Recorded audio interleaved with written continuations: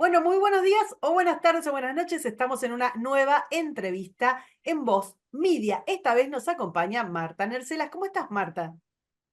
Muy bien, y buenas tardes para todos, o lo Bueno, que fuere. claro, lo que toque. Marta es una abogada penalista de trayectoria internacional y es la ex apoderada de Daya en la causa del atentado de la AMIA. Vamos a hablar de ese tema porque hace poquititos días hubo un nuevo fallo, esto se empezó a conocer en el mundo, la trascendencia, y Marta es una de las personas que mejor nos puede describir este nudo, estas capas de información que tienen que ver con el caso del atentado a la AMIA. Estamos a poquitos días de que con poquitos meses de que se cumpla un nuevo aniversario de este que fue el peor atentado que tuvo Argentina, la voladura de la Asociación Mutual Israelita Argentina, que por sus siglas es la AMIA.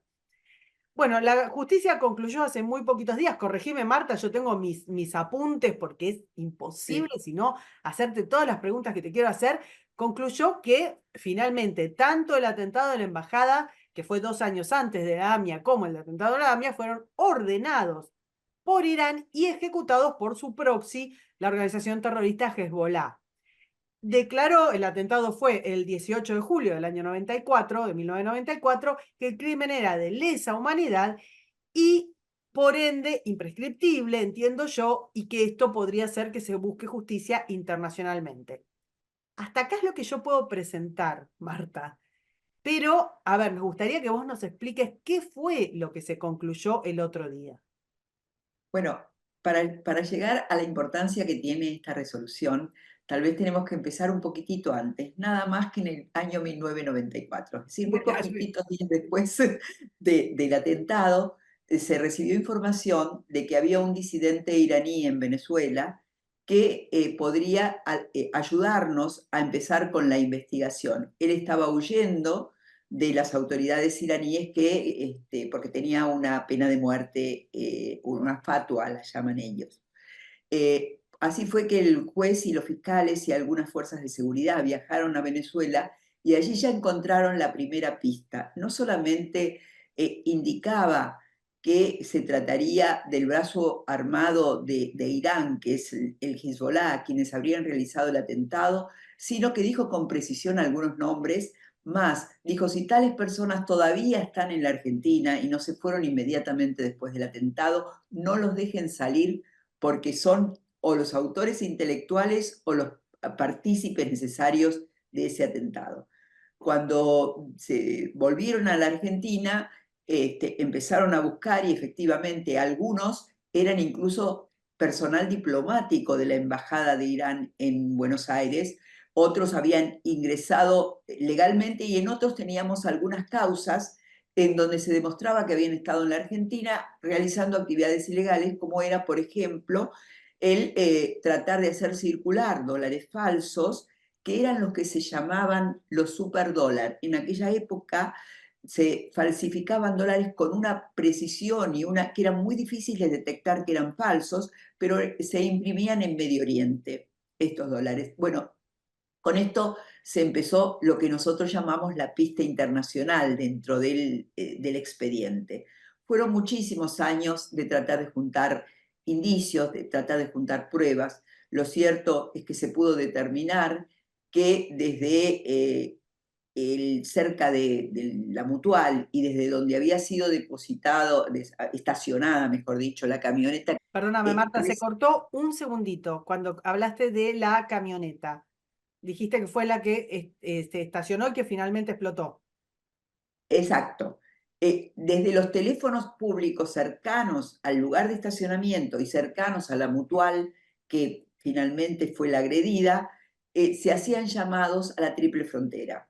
Esos llamados se hacían siempre al mismo teléfono, que el titular era Andrés Márquez, pero que nosotros suponemos por un montón de indicios que estaba siendo atendido por Mugnayé, que es uno de los jefes, era uno de los jefes, porque murió en un atentado, de El Hezbollah.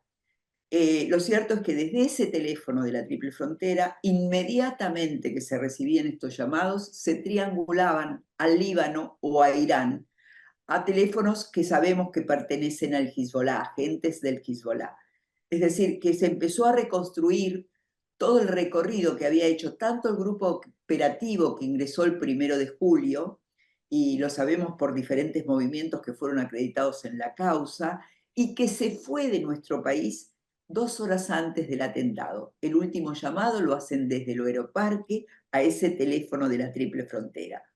Entonces, fuimos reconstruyendo esto y ya en el año 2003, habían pasado muchos años desde el atentado, pero bastante menos que ahora, nosotros, la querella de la DAIA presentó una solicitud de llamado indagatoria y pedido de detención de una cantidad de funcionarios iraníes, manifestando lo que hoy nos dice el fallo, que era el Estado de Irán, el Estado terrorista, que no eran algunos funcionarios, como dijo el juez en ese momento, importantes del Estado de Irán, sino el propio Estado. ¿Y por qué nosotros dijimos el Estado de Irán?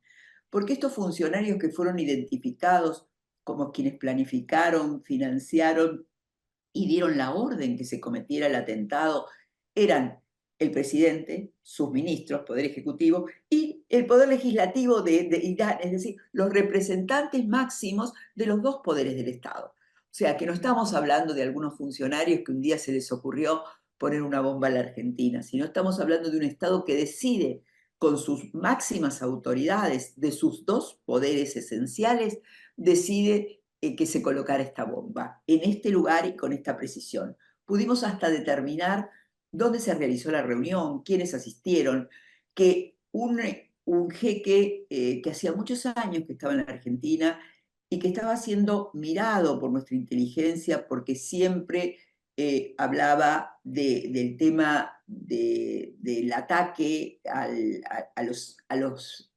rebeldes, no es rebelde la palabra, no me está saliendo en este momento, pero aquellos que opinan en contra de, El o que régimen. no se someten al Islam, digamos, ¿no? Era una palabra extremista dentro del Islam, ¿no? Y bueno, este personaje se fue a Irán cuando se realiza esta reunión a fines del año 93 y vuelve con el cargo de consejero cultural, es decir, vuelve con inmunidad diplomática a los efectos de que no hubiera podido ser detenido si estaba siendo sospechado, porque como estaba sospechado ya por el atentado que nosotros habíamos sufrido en la Embajada de Israel 2 años antes, él observó que estaba siendo seguido. Nuestra inteligencia no era muy inteligente ni muy, ni muy disimulada.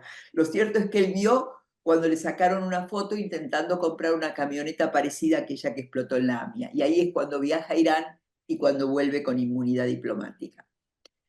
Se fueron detectando un montón de indicios y nosotros decimos, es el Estado de Irán, son estos funcionarios, pedimos, eran como 12 funcionarios aquellos que pedimos la detención. El tribunal en ese momento nos dijo, fueron algunos funcionarios, no nos dijo el Estado, y dictó el pedido de declaración indagatoria y de detención de 7. Estos se fue a Interpol y el Tribunal Administrativo de Interpol, que es el que tiene que dictar las órdenes rojas, no, bajó 3 de las solicitudes porque decía que por el cargo que tenían en el momento del hecho tenían inmunidad diplomática y por lo tanto no podía dictar recaptura internacional. Estuvimos con esas alertas rojas durante un montón de tiempo, detectamos a estos funcionarios que tenían alerta roja, que se habían movido por un montón de países y habían estado incluso en actos públicos hasta la asunción del presidente de Bolivia. ¿En qué año es que se ve al sospechoso en la asunción del presidente boliviano? Si no me estoy acordando mal, en el 2018. Sí sé que era el gobierno Fernández Kirchner, Claro, el último. el último gobierno, el anterior. ¿Y ahí qué es lo que sucede? ¿Lo detienen? No. No, obviamente el gobierno argentino no tenía mucha voluntad política para que esto Claro. ocurriera, pero las instituciones agredidas y los familiares hicieron presión como para que le requiriera al gobierno boliviano esta detención y el gobierno boliviano, cuando recibió la notificación, lo que hizo fue invitarlo a que se retirara del país, no lo detuvo. O sea que las órdenes internacionales de detención en algunos países parecen que no tienen vigencia. Por eso nosotros decimos que las circulares rojas que tienen varios de estos funcionarios, porque los hemos encontrado en otros países, moviéndose en distintas actividades que nos llegaba la información pública de que habían salido de Irán y sin embargo no habían sido detenidos. Son más dogmáticas que reales.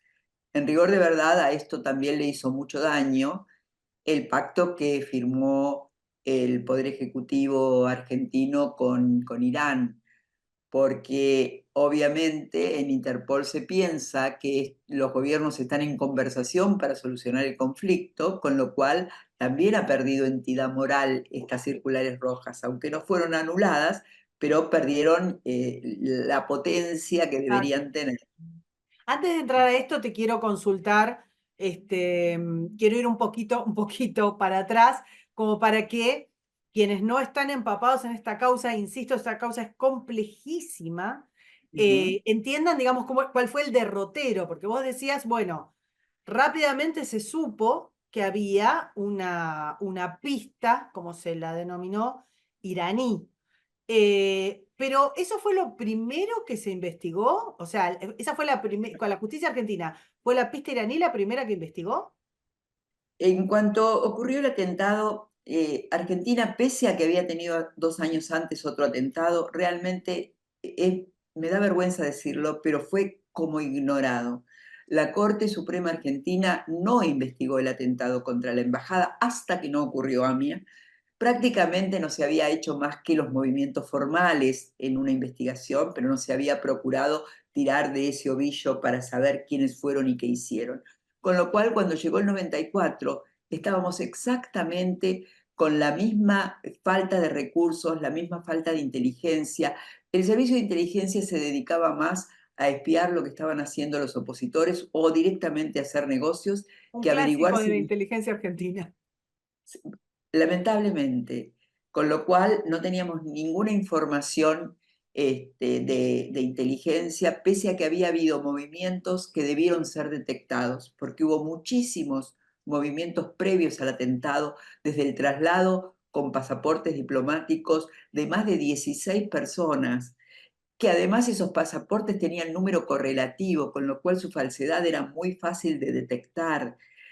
Hubo una cantidad de hechos, el ingreso desde la triple frontera de cantidad de personas que no ingresaban habitualmente a nuestro país, movimientos en la mezquita, desde la mezquita de Tahuil a la mezquita de Cañuelas, donde estuvo resguardado el conductor suicida durante como una semana.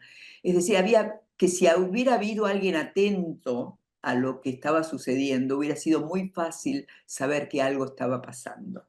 Pero bueno, estaban con otras preocupaciones que precisamente no eran nuestra seguridad.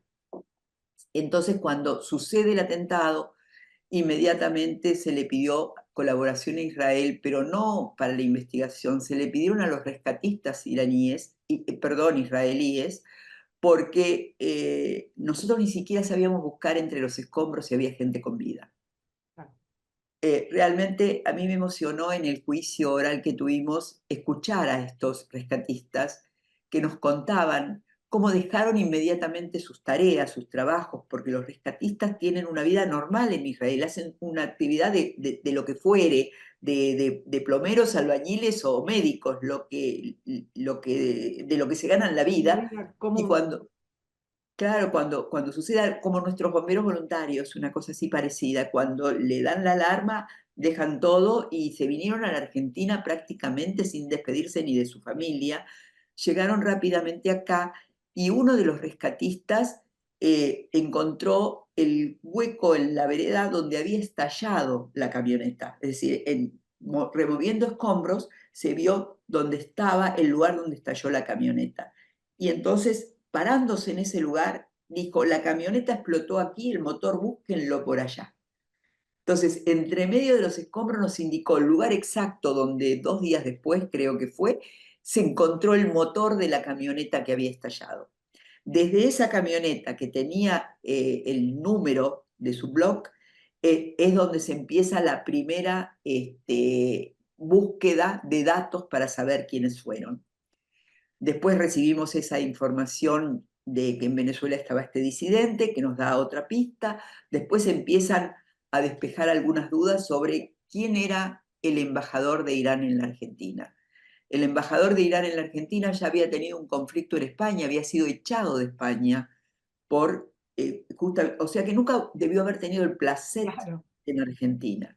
Entonces, empezaron a verse un montón de deficiencias que teníamos y otros gobiernos como el de Estados Unidos empezaron a preocuparse por todo lo que pasa en la Triple Frontera y por la cantidad de dineros ilegales que se mueven y que financian actividades terroristas del Hezbollah. Las sumas de miles de millones de dólares que se giran desde la Triple Frontera a estos grupos es inimaginable. Y además provienen del narcotráfico, del robo de autos, de la trata de personas, es decir, de los delitos más terribles que nos podamos imaginar. O sea que es un combo que hay que desarmar necesariamente si queremos preservar la seguridad, no solamente nuestra, sino de los países que están alrededor de nosotros. No sé, acá ya me perdí y no No, sé está qué era bien. lo Te que... quiero preguntar, ¿qué pasa? Porque hay distintas etapas de la administración, de las distintas administraciones Kirchner respecto de la causa. En el año 2003 se pide una extradición al ex embajador, ¿verdad? Ya creo que El ex estando, embajador estudiaba en Inglaterra, claro, Soleimanpur. Y cuando se determina que estaba estudiando en Inglaterra, se pide la detención que efectivamente se realiza. Se comienzan los trámites de extradición y mientras se realizan estos trámites de extradición y se envía la cantidad de prueba que nosotros teníamos para pedir la detención de Soleimanpur, el ministerio, no la justicia de Inglaterra, nunca llegó a la justicia nuestro pedido de extradición. Fue una decisión política de dejarlo en libertad. del gobierno Algunos dicen británico. del gobierno británico. Algunos dicen que fue temor, había atentados en Europa y que fue por temor a alguna represalia que se lo dejó en libertad. Lo cierto es que no lo decidió la justicia, nunca se analizaron las pruebas que nosotros teníamos allí. Es Claro. decir, fue el Entonces, único caso en donde se detuvo a alguien por nuestras circulares rojas. claro. Entonces, Argentina había seguido una pista local, digamos, que finalmente terminó en una serie de desastres y jueces que fueron removidos de su cargo y luego acusados. Y con la llegada de Néstor Kirchner al poder, el primer gobierno kirchnerista, el de Néstor, em, ¿qué es lo que ocurre además de ese pedido de extradición? Porque ahí es cuando empieza a tomar, digamos, más cuerpo la figura de Alberto Nisman, que ya venía investigando, ¿no? La pista iraní. No es el primer fiscal de la causa, pero sí es el fiscal al que se le pide ayuda cuando la causa de la conexión local va a tribunal oral, porque él era fiscal de tribunales orales y tenía mucha más experiencia que los que venían investigando desde el primer día. Él integró el cuerpo con estos dos fiscales que venían desde el primer día integrando y es donde comienzan a trabajarse estas órdenes internacionales de detención.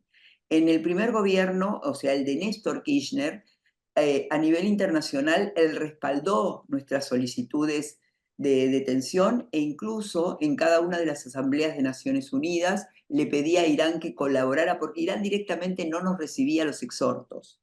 La primera vez que nos recibió un exhorto, nos contestó que no nos lo podían contestar porque ellos cuidan la privacidad y defienden los derechos humanos. Esta fue la contestación que nos dio Irán al exhorto, en donde lo que se pedían eran datos, por ejemplo, la titularidad de esos teléfonos que hoy te comentaba, que eran los que se llamaban desde la Triple Frontera, y que según la información que nosotros tenemos de servicios de inteligencias extranjeros, pertenecen a distintos personajes del Hezbollah. Pero nosotros queríamos la confirmación oficial de Irán. Esta obviamente nunca nos fue contestada. Claro. Y en ese momento, digamos, durante, para quienes no están siguiendo, digamos, no saben exactamente cómo es la correlación de presidencias de Argentina, nosotros tenemos una primera presidencia de Néstor Kirchner y luego dos de Cristina Fernández. Entonces, es durante la presidencia de Néstor Kirchner que, insistimos, en ese momento le da un apoyo al fiscal Nisman y a la causa, digamos, a la pista iraní, donde cambia de estatus Nisman, ¿verdad? Le da como un espacio Le- especial para investigar esta causa. Se crea una unidad fiscal de investigaciones solo para el atentado del que estamos hablando. Es decir, que esta unidad fiscal solamente se iba a dedicar a este tema. Y se levanta el secreto de la Secretaría de Inteligencia. Todavía hoy no tenemos esa documentación, te cuento, pese a que se levantó en el gobierno de Kirchner. Nosotros íbamos para ver las cajas con la documentación de la Secretaría de Inteligencia y nos decía, pero ustedes qué buscan, qué es lo que quieren que le mostremos, porque hay muchas cajas, son miles, y yo no sé lo que ustedes investigaron. ¿Cómo puedo pedirle a la Secretaría de Inteligencia que me dé algo si no sé en qué pistas estuvieron? ¿Qué es lo Bueno, que, qué es lo que determina Nisman? ¿Qué es lo digamos, cómo llegamos? Nisman, Porque para el que escucha desde afuera y sabe de lo que fue el asesinato de Nisman y demás, es muy difícil relacionar, Marta, pensá, de pronto, de apoyar, digamos, la investigación de Nisman al atentado que sufre Nisman, hay una serie de años, pero es muy difícil que la gente entienda qué fue lo que pasó.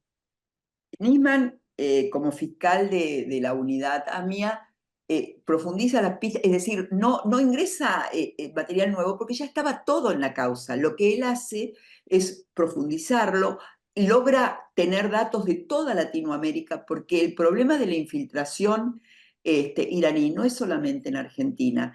Hace una presentación en donde nos marca dónde están las células dormidas, por qué, quiénes se mueven, que fue corroborada por un montón de investigaciones de distintos países, incluso la operación Trapiche, que detiene en Brasil a un personaje que había cometido un atentado, corrobora absolutamente todos los puntos de Nisma, y lo mismo, no me acuerdo el nombre, de el que fue detenido porque iba a atentar contra el aeropuerto de Miami, que fue detenido en Miami. Se descubrieron la cantidad de elementos de prueba que se pudieron determinar.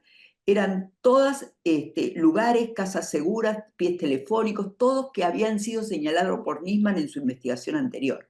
Él hizo esta profundización muy importante para toda Latinoamérica, no para la Argentina, y además de eso es quien vuelve a conseguir las circulares rojas que se habían sido dadas de baja. Las mismas que nosotros habíamos solicitado, luego se agregaron algunas más por nuevas pruebas que se iban incorporando en la causa, que eran las que nosotros habíamos solicitado en el año 2003. Es decir, lo que nosotros solicitamos en el año 2003 nos lo fueron dando de a poquito. Y recién en diciembre del 2023 dieron 4 órdenes de captura más de las que habíamos pedido en el 2003. 20 años después. No me quiero adelantar. 20 años ¿Qué es lo que después. pasa con Nisman cuando hace las acusaciones? Ya se termina el gobierno de Néstor y comienzan los periodos de Cristina Fernández de Kirchner. Sí. ¿Qué es lo que Cristina, ocurre ahí en el medio? después de la muerte de Néstor Kirchner, no inmediatamente que ella asume como presidente, sino después de la muerte de Néstor Kirchner, se produce un cambio radical del Poder Ejecutivo en relación a esta causa. Su acercamiento con Maduro en Venezuela, estoy diciendo Maduro y en realidad era Chávez en Sí, ese sí. momento todavía, su acercamiento con Chávez en Venezuela y con el grupo de Bolivia Sí, lo que se conoce de- como el Foro de San Pablo o el Grupo de Puebla. exactamente, hace que cambie sustancialmente su apoyo a esta causa. Empiezan negociaciones secretas que Cuando en hablas, nuestro país Marta, las por eso mismo de la infiltración de Irán en América Latina, tiene que ver con estos ejes. O sea, no es sin Argentina, duda. obviamente. Bolivia hoy da a los iraníes sin ningún tipo de recaudo pasaportes bolivianos, que con el tema del Mercosur ingresan a nuestro país o a cualquiera de los que integran el Mercosur sin ningún tipo, ni visa, ni ningún tipo de cuestionamiento. Claro. Ahora se ha dado la orden, el nuevo Ministerio de Seguridad, que cuando llega alguien con pasaporte boliviano, tienen que conversar con él para ver qué idioma habla, para ver si es iraní o es boliviano. Es decir, Este hemos cambio, llegado. digamos, con el gobierno de Milei, previo a esto, con el gobierno de Fernández, obviamente no. No, para nada, no se tomaba ningún recaudo. Empiezan negociaciones secretas que las lleva adelante el canciller Timerman, que son denunciadas en Argentina por el periodista Pepe Liayev. Exactamente. Eh, Él Que fue denuncia duramente castigado y absolutamente, perseguido, insultado, fue, cuando saca esta primicia que nadie le creía. fue muy terrible porque además daba detalles. Yo me acuerdo que yo hablé con él antes de que publicara, porque él me pidió que yo le certificara algunas cosas si eran ciertas. Y yo le dije, esto y esto es cierto, ahora esto no lo sé. Y me dice, esto es lo que a mí me pasa, de esto sé yo que es cierto, Claro, porque él tenía las fuentes que le habían dado esta información. Entonces, cuando él la publica con muchísima seriedad, porque hizo toda una investigación antes, no solo recibió la información y la publicó, sino que fue investigó. certificando cada pedacito de su información con distintas personas. Cuando la publica, bueno, fue destratado sobre todo por el gobierno en una forma impresionante y se le dijo absolutamente a todo que no, se desmintió en todas las esferas. 2 años después de esta publicación, 2 años después, exactamente se firma el pacto que él decía, en los términos que él decía y con los personajes que él decía. Este Exacto. pacto. Que es el famoso, el pacto con Irán, que ahora te voy a preguntar, que genera, digamos, otra causa, Ujú. que se traducía en una especie de memorándum de entendimiento que te voy a consultar de qué se trataba, para que se entienda el giro enorme que hace, la vuelta en el aire que hace el gobierno de Cristina Fernández respecto de las mismas cosas que Cristina Fernández decía, incluso previo a ser presidente, Exactamente. en ONU, por ejemplo. Ella internacionalmente había reconocido la responsabilidad de Irán. Y a partir de aquí es cuando cambia absolutamente de postura y en rigor de verdad no es un pacto, es un acto de traición a la patria. Lisa y llanamente, porque ella no solamente renuncia a la jurisdicción argentina, sino que hace algo que nos podría haber traído consecuencias terribles a la Argentina, que era entregarle la documentación a los iraníes con la excusa de que tenían que defenderse. En esa documentación está la información que nos fue entregada por los organismos de inteligencia del mundo. O sea que esto significaba para nosotros el cierre de toda la inteligencia mundial para cualquier otro acto en que lo necesitáramos. Esto podía tener consecuencias para nuestra seguridad terribles. Además, Era, pretendí, déjame sí, hacer un detalle de esto. Se integraba, se constituía una cosa que se llamaba Comisión de la Verdad, porque tienen exactamente. una cosa para ponerle nombre que no tiene, tiene una creatividad para ponerle nombre a las cosas. Guau. La Comisión de la Verdad iba a tener, me lo tengo anotado por acá, lo estoy mirando porque no me lo iba a acordar nunca. Eran 5 juristas internacionales, 2 de Argentina, 2 de Irán, Y uno neutral, y uno neutral, neutral elegido por Irán. elegido entre los dos. Claro. Bien, Que era esa para comisión de analizar la esto que verdad, vos decías. Perdón, y nosotros también era que iban a poder interrogar a los imputados, en Teherán. en- O a- sea, que el juez y el fiscal iban a Teherán a interrogar a los acusados. Suponte que uno de ellos le dijera, yo puse la bomba, la armé de tal lado, quería que se muriera tantas personas. No podían hacer nada más que darle la mano y decirle muchas gracias y volverse, gracias por porque su iban sin generosidad. jurisdicción, sin capacidad, sin autoridad a Teherán a conversar con los imputados. Exacto. Realmente, por eso digo que es un acto de traición a la patria, no encubrimiento como está caratulado. No era Voy a solo seguir con encubrir a los esto, autores. voy a tirar un poquito más de la cuerda. Aquello que le decían a José Liayev, que era mentira, como bien dijiste vos, 2 años después, es patente. No solo eso, sino que después de que se presenta, el Congreso argentino, que en ese momento tenía mayoría kirchnerista, lo aprueba esto. Yo a lo mejor soy una persona demasiado bien pensada pese a actuar en esta causa. Yo quiero creer que que el Congreso, que obviamente no leía nada ni miraba nada porque solo levantaba la mano cuando se le ordenaba desde el Poder Ejecutivo, es decir, nosotros no teníamos dos poderes, teníamos una persona que mandaba y el Poder Legislativo hacía lo que esta persona le mandaba. Pero quiero creer que ellos no supieron todas las conversaciones secretas y que no supieron, es decir, que creyeron que todo era este pacto que tenían enfrente, que ya era terrible, Sí, la pero narrativa de quiero Cristina pensar. Fernández, me acuerdo de ese momento, era que ella quería destrabar la causa porque hacía mucho tiempo que estaba y Con demás. eso no se destrababa. Obviamente que no. Bueno, a ver, el Congreso lo aprueba, las entidades judías lo rechazan, la oposición lo rechaza. Nosotros estuvimos toda la noche de la aprobación de ese frente a las puertas del Congreso, De acuerdo, perfecto. tratando de explicar por qué razón no debía ser aprobado. Claro, no fuimos recibidos por nadie, obvio. Nos morimos de frío en la puerta, no tuvimos ningún acceso. Lo cierto es que como lo que ellos pretendían era que se levantaban las circulares rojas, al ver que nuestro Congreso lo había aprobado, lo que intentamos hacer es que Interpol no levantara las circulares rojas pese a este acuerdo. Se empezó a trabajar con Interpol, que eso fue una gran tarea de Nisman. Ahí sí actuó fuertemente y consiguió que no se levantaran. Al no levantarse las circulares rojas, Teherán no aprobó el pacto, porque lo único que le importaba era que se levantaran las circulares rojas, porque los funcionarios que tienen orden de captura fueron premiados con designaciones en ministerios muy importantes y necesitan circular por el mundo. Entonces Claro. esto en alguna medida les resulta un obstáculo. Bueno, Este, quiero volver a hacer hincapié en todo esto. La estructura del Foro de San Pablo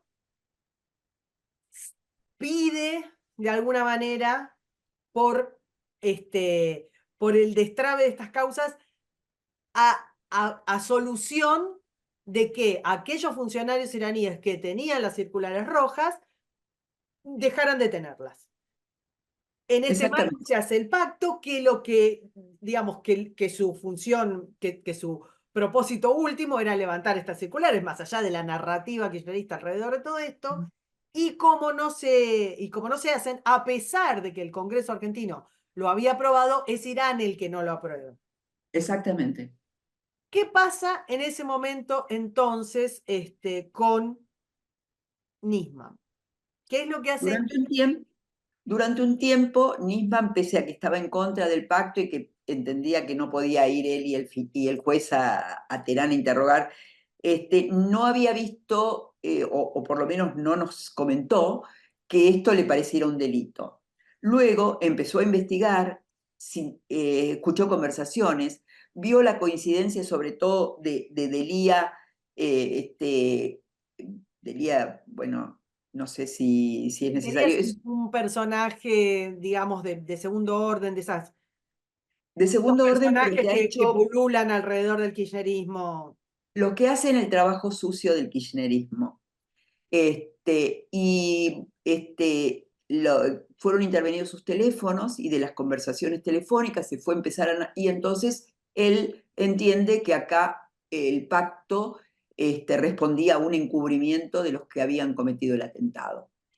Yo me entero en una conversación privada con Nisman unos meses antes de que él iba a hacer esta denuncia. Él me dice que la va a hacer cuando termine el gobierno de Cristina. Yo me opongo, le digo, ¿por qué no ahora? Porque sigue haciendo daño a la existencia de esto, nos está debilitando las señales rojas. Y él me contesta que hacerlas en ese momento podía significar que se creyera que era un acto político y no, porque estábamos justo empezando un año electoral, Claro, te iba a decir, que recordemos que estábamos podía. justo terminando eh, el segundo mandato. Entonces, cuando hace esta manifestación, bueno, a mí no me convence su argumentación, pero de cualquier manera el que decidía era él y el que tenía la prueba de él. Yo no podía, yo incluso le pregunté si le pasaba algo que ocurría con esta denuncia y él me dijo, toda la prueba que tengo se encuentra depositada en 3 lugares diferentes. Luego de su muerte esa prueba nunca apareció. No sé en qué lugares sería, pero él me afirmó que estaba en 3 lugares y nunca apareció la prueba. Lo cierto es que él vuelve de un viaje y hace la denuncia antes de que termine el gobierno de Cristina, en enero. Yo lo llamo ese día para felicitarlo porque se había convencido de que había que hacer antes y quiero conversar con él y como el lunes tenía que ir a declarar en el Congreso y explicarles qué prueba tenía y explicar por qué había hecho la denuncia en ese momento y todo lo demás, yo soy invitada por Patricia Bullrich y Laura Alonso, que eran las que tenían el manejo de la Comisión de Penal del Poder El Congreso. Legislativo, y entonces soy invitada a que vaya a esa charla que iba a dar Nisman. Se lo comento a él y me dice, bueno, después de la charla nos vemos y te cuento por qué decidí antes. Ese fin de semana lo mataron. Exactamente, o sea, él hace la denuncia, en la denuncia él acusa a Cristina Fernández, acusa al canciller Timmerman y a otros funcionarios de encubrir a los autores del atentado. Exacto. Y tenía que el lunes ir a declarar exactamente como decís vos al Congreso y lo matan ese fin de semana. Para quienes no están al tanto, en principio el gobierno kirchnerista quiso hacer pasar como un suicidio el asesinato de Nisman. Hubo Ujú. también una larga causa alrededor de esto hasta que finalmente se comprobó que lo habían asesinado. Más de Seguimos 20 médicos peritaron su cuerpo para determinar que era imposible un suicidio. exactamente, exactamente. Es importante que se diga, Marta, porque se sigue Mm. poniendo en duda esto No, internacionalmente. no No. existe ninguna duda. Yo lo sentí en el primer momento, vi, además, si hubiera sido un suicidio, no hubiera habido los personajes del gobierno que había dentro del departamento claramente borrando toda huella. Claramente entraron como 20 personas adentro del departamento, no se preservó la escena del crimen, No, no, fue un aquelarre de personajes nefastos, ni veintenas de tampoco, personas dando vueltas en un departamento pequeño que estaba lleno de pruebas del fiscal que iba a acusar a la presidenta de la Nación y a sus funcionarios de encubrir el atentado más sangriento que tuvo la Argentina. O sea, si se entiende la importancia de lo que estaba haciendo Nisman y lo que pasó ese fin de semana, es que no hay, mirá, nos tomaría otra entrevista y quiero seguir sí, con este caso. Muere Nisman, se termina el gobierno de Cristina Fernández y en el año 2016, creo, se reabre entonces la causa de la denuncia, que no estamos hablando, a ver si me equivoco, de la causa de AMIA, sino de la denuncia de encubrimiento de Nisman. la denuncia de encubrimiento de Nisman fue bastante después la reapertura, eh, porque, a ver, ay, estoy Es con que es los muy años, difícil. Yo tengo mis soy una papelitos. señora grande ya, a esta altura me olvido los años, pero lo cierto, la sucesión de hechos, te puedo decir con más precisión, lo cierto es que en una primera etapa esa denuncia se trata de cerrar, se Claro. trata de que no sea investigada, se dice que no existe delito, que es una decisión política no judiciable, que por este motivo primero se intenta cerrar, luego cuando no se puede cerrar se realiza la investigación, la causa llega a juicio oral. Cuando una causa llega a juicio oral, lo que hay que hacer es el juicio. En lugar de hacer el juicio, los tres jueces, no los tres, dos de los tres jueces, o sea, la mayoría, resuelven que no hay delito, no hay nada para investigar y sobresee a todos. Esta causa es apelada por las víctimas, llega a la casación y hace muy poquito tiempo, unos 2 meses o 3, el Tribunal de Casación dice de ninguna manera, hay que hacer el juicio, independientemente de lo que luego ese juicio resuelva, si es culpable o si es inocente. Pero esto no se puede resolver sin hacerlo, sin ver la prueba que hay, sin que se valore lo que se ha investigado. Y todavía no ha sido fijada la fecha de ese juicio, pero está pendiente.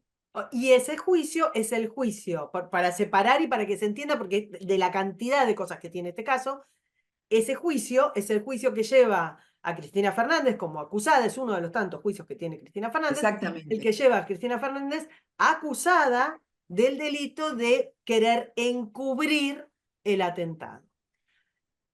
Para cerrar esto, es apasionante, la verdad, es trágico, es vergonzoso y es apasionante toda la historia que tiene que ver con el caso AMIA, pero para cerrar esto, volvamos al principio.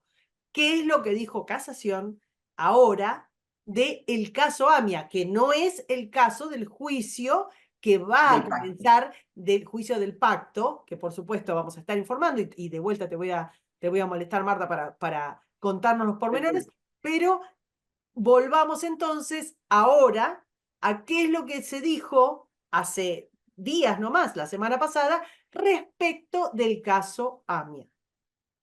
Dentro de las muchas causas que fueron causas que surgieron en la investigación de AMIA, existió una por encubrimiento de los que investigaron la causa AMIA, es decir, del juez, de algunos funcionarios policiales, de las personas que estuvieron cerca de los hechos para investigarlos.